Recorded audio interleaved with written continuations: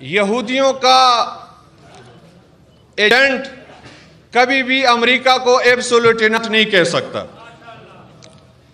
امریکہ کا ایجنٹ کبھی بھی مدینۃ الرسول کا اتنا ادب و احترام نہیں کر سکتا کہ وہاں ننگے پاؤں ادب مصطفیٰ، تعظیم مصطفیٰ صلی اللہ علیہ وسلم کی خاطر سرزمین مدینہ پر ننگے پاؤں چلے۔ یہ کسی عاشق رسول کا کام ہو سکتا ہے، یہودیوں کے ایجنٹ کا کام بالکل نہیں ہو سکتا۔ اور الحمدللہ ہم مطمئن ہیں اور علمی اور تحقیقی میدان میں عمران خان صاحب کے ساتھ ہیں، اور میں ضروری سمجھتا ہوں کہ علماء ضرور کردار ادا کریں۔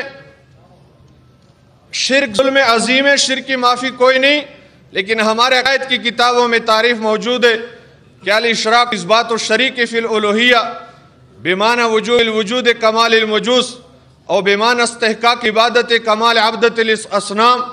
شرک الوہیت میں اللہ تعالیٰ کے ساتھ کسی کو شریک قرار دینا ہے، اور الوہیت کے دو معنی ہیں، وجوب وجود اور استحقاق عبادت۔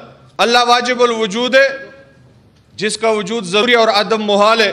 اللہ کے علاوہ کوئی واجب الوجود نہیں، کائنات میں جو کچھ ہے ممکن الوجود ہے، اور اللہ تعالیٰ مستحق عبادت ہے۔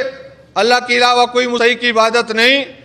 اللہ کے علاوہ کسی اور کی عبادت کرنا یہ شرک ہے، لیکن تعظیم کرنا شرک نہیں۔ اگر عمران خان صاحب نے تعظیم کے خاطر بابا فرید الدین گنج شکر کے چوکٹ کو بوسہ دیا تو یہ بوسہ تعظیمی ہے، اور یہ شریعت کے اصولوں کے مطابق بالکل شرک نہیں۔